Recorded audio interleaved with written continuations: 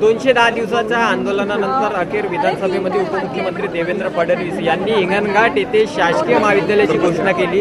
यावरच बोलण्यासाठी आपल्यासोबत हिंगणघाटचे आमदार समीर कुणावार भाऊ, आज घोषणा झाली शासकीय महाविद्यालय। बघा, गेल्या 6-7 महिन्यापासून हा आमचा आंदोलनाचा लढा सुरू होता।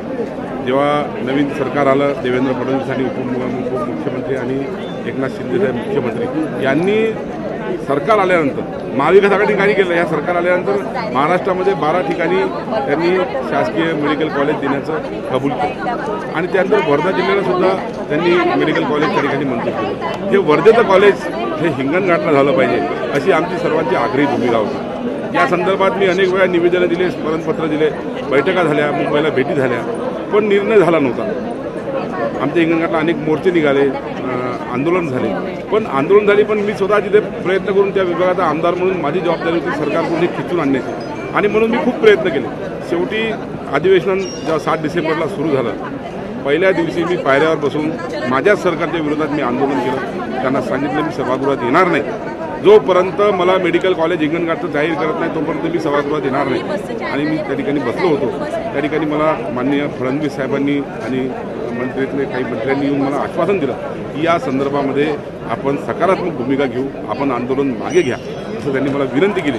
आणि आम्ही त्यांना सांगितलं की आंदोलन अधिवेशन काळामध्ये हा निर्णय होणं अत्यंत आवश्यक आहे। त्यांनी मला शब्द दिल्याच्यानंतर मी आंदोलन मागे घेतलं आणि त्याच्यानंतर 15 तारखेला उपसमितीची मिटिंग झाली।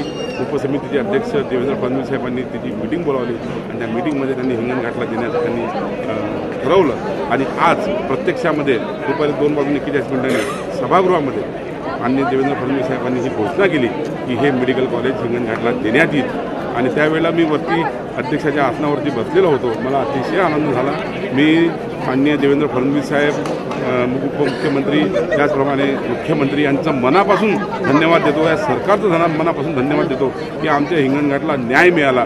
आणि आज हे जे मेडिकल कॉलेज आहे यामुळे अनेक लाखो लोकांना याचा फायदा होणार आहे, विद्यार्थ्यांना फायदा होणार आहे, रोजगार वाढणार आहे, अनेक आरोग्याच्या सुविधा हिंगणघाटला मिळणार आहे। कारण की हिंगणघाटची भौगोलिक परिस्थिती, तिथे असलेलं उपजिल्हा रुग्णालय, तिथे असलेलं ट्रामा केअर युनिट, त्या ठिकाणी असलेली ओपीडी, त्या ठिकाणी महिलांची ओपीडी, हायवेवर होणारे अपघात, ह्या सर्व गोष्टी आम्ही वेळोवेळी मांडल्या। मी सभागृहात सुद्धा अनेक वेळा हा विषय मांडला आणि आज मला आनंद होत आहे की या सर्व गोष्टीच्या मागे लागल्याच्यानंतर या सरकारने आमचा विचार केला आणि आम्हाला हे वैद्यकीय महाविद्यालय दिलं। ज्याबद्दल त्यांना खूप खुशी होती। सरकारचं धन्यवाद, जनतेचं धन्यवाद, सर्व कार्यकर्त्यांचं धन्यवाद, सर्व पक्षाचं धन्यवाद। एकंदरीत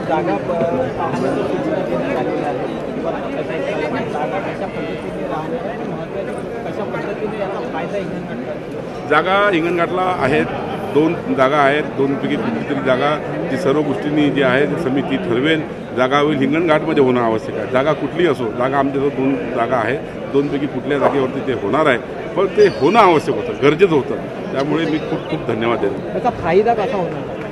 इथे मेडिकल कॉलेजला आम्हाला लहान लहान गोष्टीसाठी हिंगणघाटवरून सेवाग्राम किंवा सावंगीला जावं लागत होतं। कधी ॲम्ब्युलन्स मिळायची, कधी ॲम्ब्युलन्स मिळायची नाही। ॲम्ब्युलन्स न मिळाल्यामुळे वाटेमध्ये अनेक लोकांचा जीव गेला, अनेक ठिकाणी नेण्यासाठी वेळ विलंब होत होता। आता आम्हाला ह्या गोष्टीची गरज पडणार नाही। आज आम्हाला कुठलेही बाजूचे खेडे, हिंगणघाट शहर या सर्व जवळपास 4 लाख लोकांना केव्हाही जर इमर्जन्सी आली तर सर्व दवाखान्यात गेल्याबरोबर तात्काळ यांना सर्व आरोग्य सुविधा मिळेल, अनेकांचे जीव वाचतील, अनेकांचे जीव वाचले पाहिजे आणि शेवटच्या शेतकरी गरीब माणसाला याचा फायदा झाला पाहिजे, हा आमचा खरा उद्देश आहे। नक्कीच खूप खूप धन्यवाद। आपण जर बघितलं तर हिंगणघाटमध्ये जे आहे ते वैद्यकीय महाविद्यालय याची घोषणा करण्यात आली आणि याचा फायदा संपूर्ण हिंगणघाटकरांना होणार अशी प्रतिक्रिया आमदार समीर कुणावार यांच्याकडून देण्यात आलेली आहे। कॅमेरामॅन प्रकाश चव्हाण सोबत मी मिलिंद अंडे, G24 तास, नागपूर। विकासाचा ध्यास म्हणजे